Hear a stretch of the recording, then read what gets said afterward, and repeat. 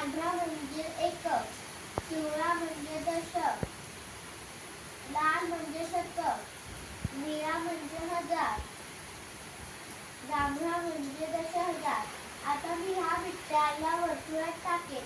या वर्तुळात जेवढ्या बिट्ट्या पडतील तेवढ्या आपण मोजून संख्या मोजून पाटीवर लिहूया.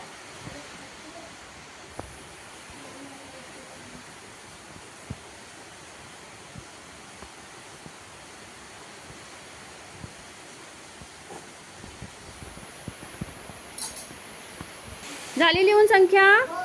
हा, कोण वाचतंय? हा, विनीत वाच. 15,125. शाबास. कोणाकोणाची आली दाखवा. 15,125. Very good. 125 बरोबर आली. सगळ्यांची आली ना? शाबास. आता मला सांगा, 2चं स्थान किती आहे? स्थान कोणतं आहे? दशक. आणि मग त्याची स्थानिक किंमत आहे 20. बरोबर. कोणत्या 5ची स्थानिक किंमत जास्त आहे? बरोबर.